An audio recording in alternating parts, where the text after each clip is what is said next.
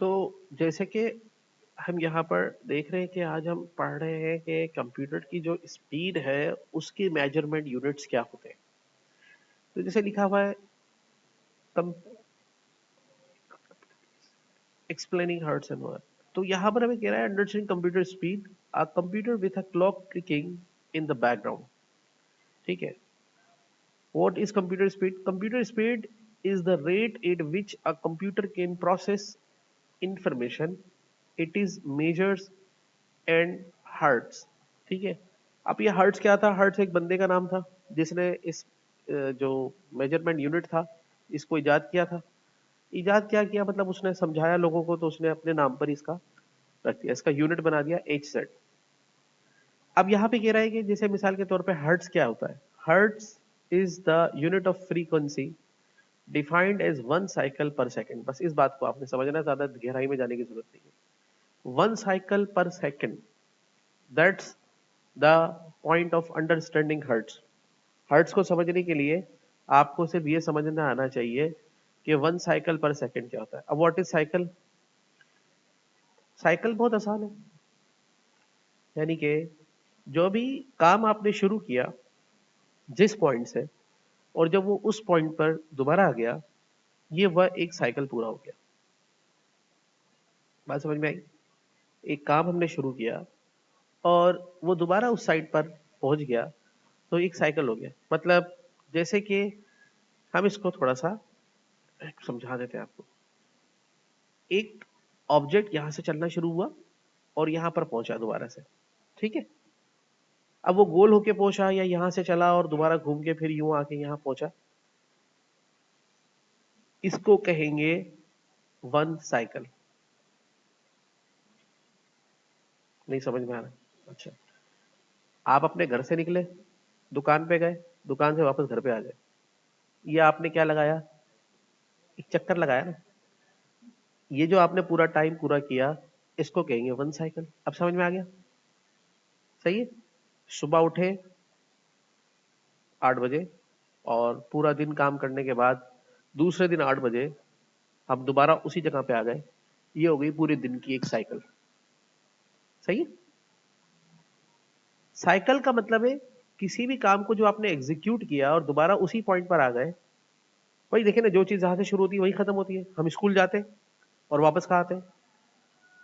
एक चक्कर हो गया ना पूरा, वन साइकिल है। हम दुकान जाते हैं, वापस कहाँ आते हैं? ठीक है ना। फिर इसके इससे हमारी जिंदगी की पूरी साइकिल क्या होती है? बच्चे से बच्चा होता है कमजोर सा, फिर वो थोड़ा ताकतवर होता है, सख्त होता है, फिर वो जवान होता है, फिर आपस में वापस बूढ़ा होता है, हल्का हल्का कमजोर होता है, तो कमजोर होकर दोबारा से मर जाता है।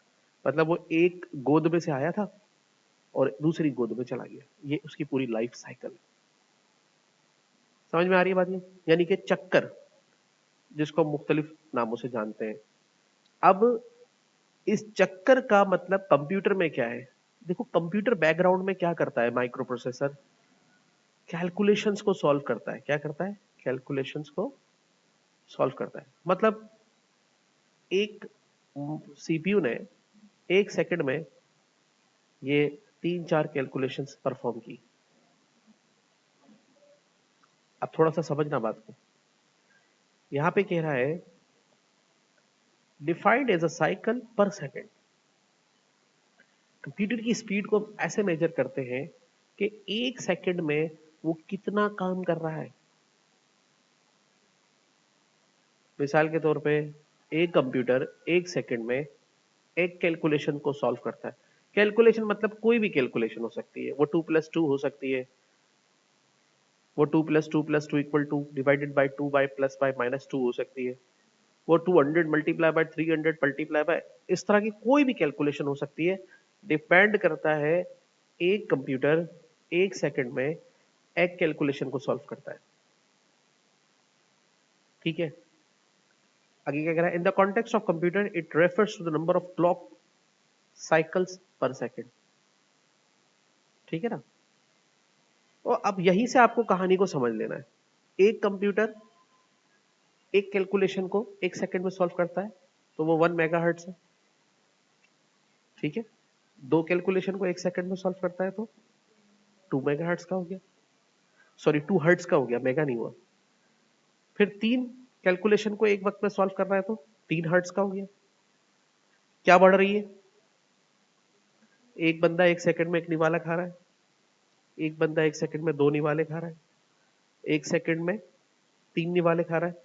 तीनों बंदों में क्या चीज इंक्रीज हो रही है? समझ में आ रही है बात? अब ये स्पीड बढ़ते बढ़ते कहां पहुंची?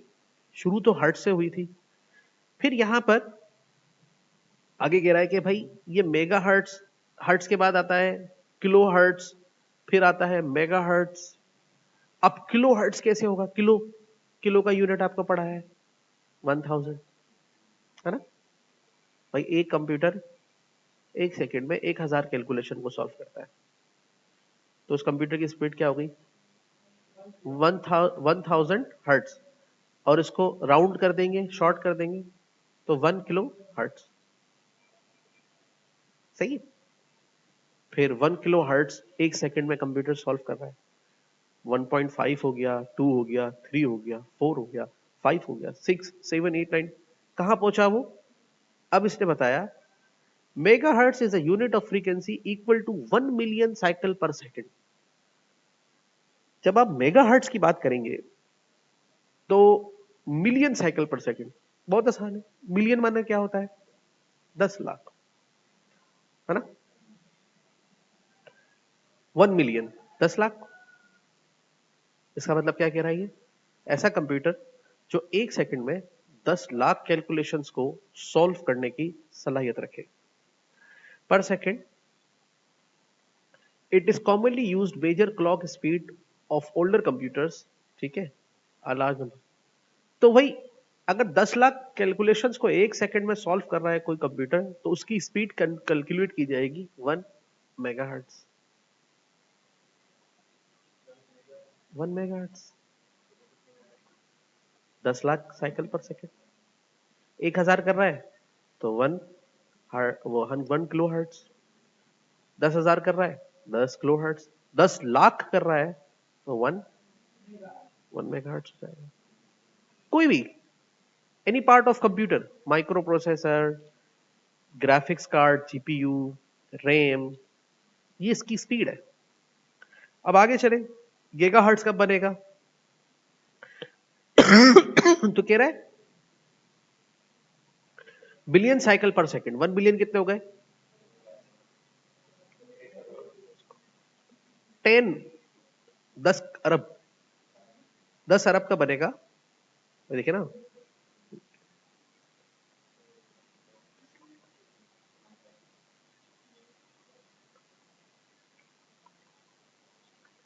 एक अरब हो रहे हैं मेरे ख्याल। 1 अरब, सॉरी 1 अरब। इसको आप इंग्लिश में फाइनेंशियल टर्म में कह देंगे 1 बिलियन। 1 अरब कैलकुलेशंस को 1 सेकंड में जो कंप्यूटर सॉल्व करेगा, ठीक है, वो कहलाएगा 1 गीगाहर्ट्ज। उसका सिंबल है 1 GHz। मेगाहर्ट्ज का MHz, गीगाहर्ट्ज का GHz, और किलोहर्ट्ज का KHz, और हर्ट्ज का HZ। सही है ना? सो अब अगर उसने 2 अरब कैलकुलेशन 1 सेकंड में परफॉर्म की तो 2 गीगाहर्ट्ज। 3 अरब करी तो 3 गीगाहर्ट्ज। ठीक है, और उसके आगे जाएंगे तो टेराहर्ट्ज। ठीक है ना? अब टेराहर्ट्ज में भी कन्वर्ट होगा, THZ। गीगाहर्ट्ज के बाद क्या आएगा? टेराहर्ट्ज। अच्छा, अब मैं थोड़ा दिखाता हूं ये मेरा वाला लैपटॉप में क्या है।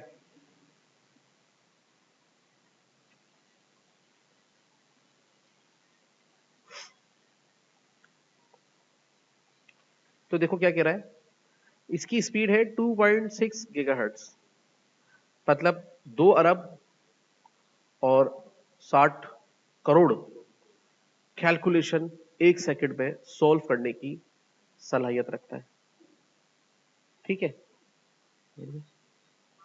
नहीं, ठीक है, समझ में आ रही बात? ये 2 अरब 60 करोड़ कैलकुलेशंस परफॉर्म करने की क्या रखता है? सलाहियत रखता है हमारा कंप्यूटर। अच्छा, उसके आगे पढ़े क्या लिखा है? इंटेल कोर i5, कौन सी जनरेशन मैंने समझाया था? शाबाश, 3rd जनरेशन। अब इसके बारे में एक और बात समझे, ये रखता तो सलाहियत है लेकिन ये एक नहीं है। अब यहां से आप राइट बटन दबाएंगे, टास्क मैनेजर में जाएंगे और यहाँ पे जाएंगे परफॉर्मेंस के अंदर, और यहाँ पे देखिए ये बता रहा है हमें क्या, सीपीयू, और सीपीयू पे बता रहा है कि इसकी स्पीड क्या है, बस स्पीड कह रहा है। बस का काम क्या होता है आम लाइफ में? लोगों को एक जगह से दूसरी जगह ले जाना। यहां पर बस का क्या काम होगा? डेटा को एक जगह से दूसरी जगह ले जाना, माइक्रो प्रोसेसर के पास लेके जाना, माइक्रो प्रोसेसर से आगे लेके जाना। आगे क्या कह रहा है? One socket. सॉकेट क्या कह रहा है? वन सॉकेट किसे कहते हैं पता है? सॉकेट, ये सॉकेट है। अब स्पेस का क्या काम?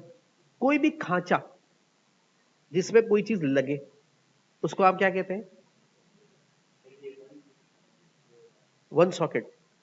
कि आपका जो प्रोसेसर है जहां लगा हुआ है वो वन सॉकेट है। तस्वीर दिखाता हूं मैं।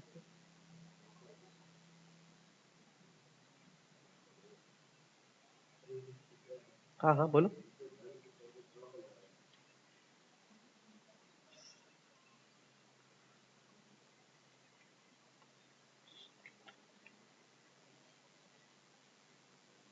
ये देखिए, ये अंदर मदरबोर्ड में इस तरह का सॉकेट दिया हुआ है, देख रहे हैं?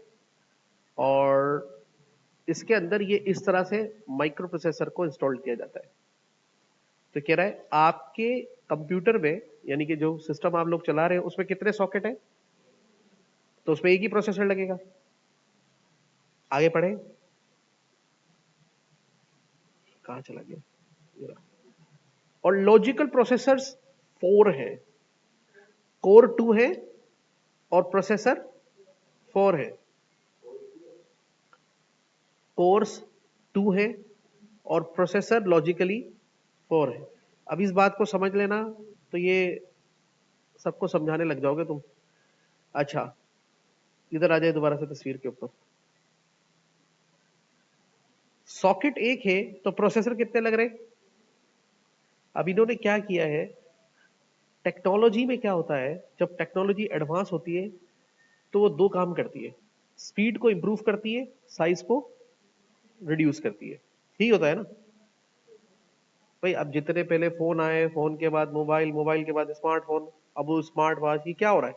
स्पीड और साइज, और एक वक्त आएगा साइज खत्म हो जाएगा, सब वर्चुअल हो जाएगा। अभी इसको फोकस करना है। एक सॉकेट में पहले पुराने कंप्यूटर्स में लगता था एक प्रोसेसर और वो काउंट भी एक ही होता था। अब जो कंप्यूटर में सॉकेट दिए हैं इसमें लग रहा है एक फिजिकल प्रोसेसर, और इस प्रोसेसर को काउंट करना है दो। दो प्रोसेसर की काम करने की सलाहियत इसमें डाली है फिजिकली। ये एक नहीं है, दो है। जैसे अक्सर आपने देखा होगा तार का जो वो शील्ड होती है उसके अंदर से दो तार निकल रहे होते हैं, है ना?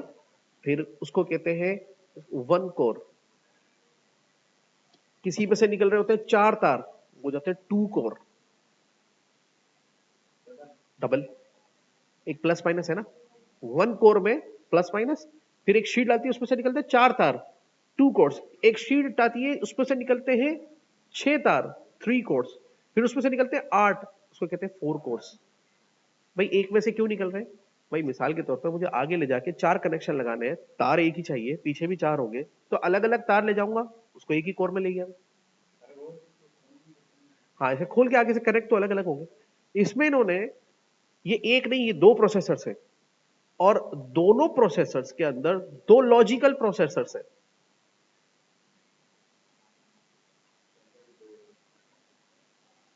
काम करने वाले। लॉजिकल का मतलब है जो सॉफ्टवेयर बेस्ड पर काम करेंगे वो दो एक साइड पे काम करेंगे, दो एक साइड पे काम करेंगे। टोटल प्रोसेसर्स कितने काम कर रहे हैं इसके अंदर? चार। आई बात समझ में? अब आगे जाएंगे, अगर हम कोर i7 की मशीन खरीदेंगे उसमें यह लिखा होगा 4 कोर्स और प्रोसेसर कितने हो जाएंगे यहाँ पे? 8। ठीक है, ये है नॉर्मल कंप्यूटर की कहानी, नॉर्मल कंप्यूटर जो हम लोग खरीदते हैं।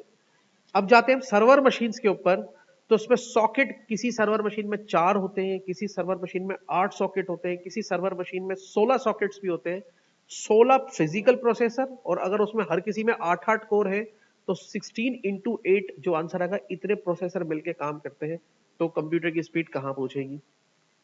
और ये तो अभी मैंने पढ़ाया आपको भी नॉर्मल कंप्यूटर्स के बारे में। आगे जो कॉन्सेप्ट आ रहा है क्वांटम कंप्यूटर्स, उसके लिए ये कहा जा रहा है कि वो पूरा का पूरा सीन ही चेंज हो गया है।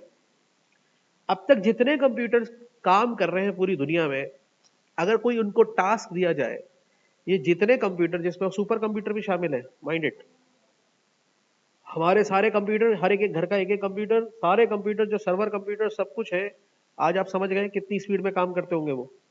उन सबको मिला के पावर जो जनरेट होगी और जो काम वो करेंगे, फॉर एग्जाम्पल वो सारे लोग मिलके जो काम करेंगे हजारों सालों में, क्वांटम कंप्यूटर वो काम करेगा 5 मिनट में। अब तक की ये थ्योरी आई है। तो सभी देखोगे, तुम थोड़े से जवान हो जाओ, आ जाएगा।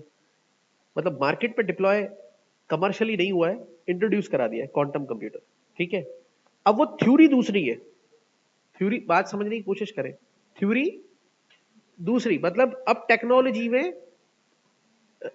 हाँ एवोल्यूशन आ गया, हाँ चेंज आ गया। जैसे एक चेंज कब आया था, 1980s में जो कंप्यूटर्स थे, 70s में, 60s में, 40s में ब्लैक एंड व्हाइट स्क्रीन पे होते थे, ओ बड़ी बड़ी स्क्रीन, सीपीयू ये बड़े बड़े। फिर चेंज आया 80s में, साइज रिड्यूस हो गया। फिर चेंज आया 19 में, कलरफुल स्क्रीन आ गई। फिर चेंज आया 20 में, 80s में आ गए थे लैपटॉप। 80s में चेंज क्या आने लगा, टच पे आने लगे थे। और फिर 2000 के बाद चेंज आया स्मार्टफोन का। टेक्नोलॉजी चेंज हो गई ना। लैपटॉप और डेस्कटॉप एक साथ ही इजाद हुए थे, ठीक है ना। फोन्स, स्मार्टफोन्स, हाँ तब नहीं थे स्मार्टफोन्स नहीं थे। अब 2000 के बाद जब ये चीजें इंट्रोड्यूस हुई, अब दोबारा से टेक्नोलॉजी में एवोल्यूशन आएगा, और अब हम चले जाएंगे क्वांटम कंप्यूटर्स की तरफ। ठीक है ना। कहने का मकसद ये थोड़ा लिख ले, गूगल पे भी सर्च किया करें, थोड़ा पढ़ा भी करा करें।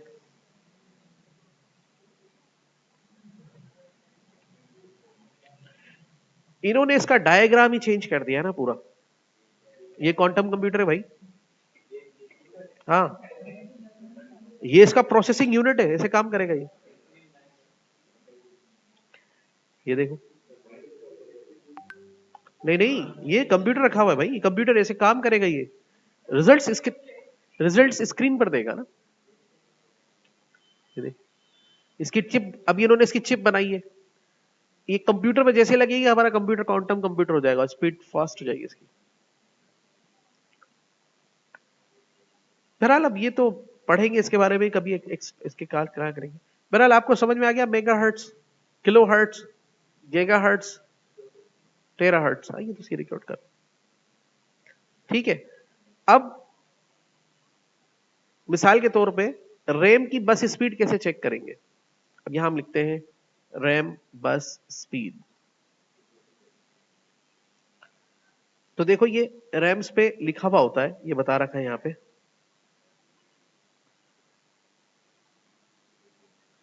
कह रहा है कि भाई मिसाल के तौर पे एक आपकी जो रैम है, उसकी बस स्पीड है 100 to 166 मेगाहर्ट्ज। तो मतलब वो इतनी स्पीड से डेटा को ट्रांसफर करने की सलाहियत रखता है। फिर उसकी बढ़ गई, फिर उसकी बढ़ गई, फिर और आगे जाती जा रही है। फिर क्लॉक स्पीड उसकी यहां पे बढ़ती जा रही है।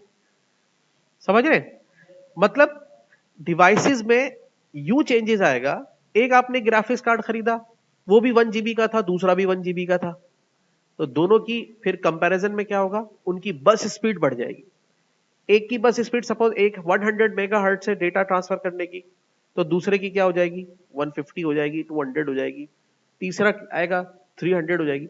मतलब मैंने आपको एक सवाल दिया था कि अगर पेंटियम 4 कंप्यूटर में भी 4 GB रैम लगती थी, तो आज कोर i5 में भी 4 GB की रैम लग रही है, तो उनकी 4 GB की जो रैम है, कैपेसिटी 4 GB रहेगी दोनों की, डेटा जो स्टोर करने की सलाहियत है 4 GB ही रहेगी।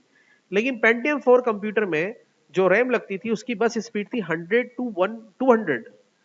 कोर i5 में जो कंप्यूटर में रैम लग रही है उसकी बस स्पीड है 1000, 1600, 1800 मेगाहर्ट्ज। तो क्या इंप्रूव हुआ? स्पीड। समझ में आई बात? अब कोर i5 के बाद कोर i7 जो आया है लेटेस्ट, उसमें क्या किया, उसकी बस स्पीड और आगे चली गई 3200, 3800, 4800 मेगाहर्ट्ज। तो इस तरह से डिवाइसेस वही रहती हैं, सिर्फ इंप्रूव टेक्नोलॉजी में क्या होती है उनकी स्पीड, डेटा ट्रांसफर रेट वो इंप्रूव हो जाता है। और कैपेसिटी आप बढ़ाना चाहे तो बढ़ा सकते हैं, 4 GB, 8 GB, 16 GB, तो उतना डेटा ट्रांसफर करने की सलाहियत हो जाती है उसके अंदर। ठीक है, समझ में आ गई बात? ये क्लियर?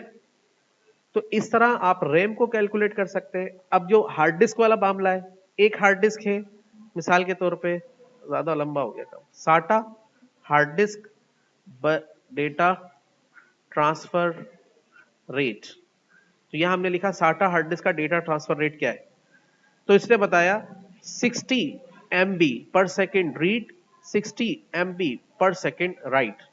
ठीक है, साटा 1, साटा 2, साटा 3 जी, रीड एंड राइट। जब डेटा आपकी हार्ड डिस्क पे सेव हुआ तो वो राइट हो गया, जब आपने उसको डबल क्लिक करके खोला लोड हो गया, रीड हो गया। सही है? अब साटा 1, साटा 2, साटा 3 की बस स्पीड आपके सामने 1.5 गीगा बिट पर सेकेंड, 3 गीगा बिट पर सेकेंड, 6 गीगा बिट पर सेकेंड। अब हम यहां लिखते हैं SSD hard disk data transfer rate. ठीक है, SSD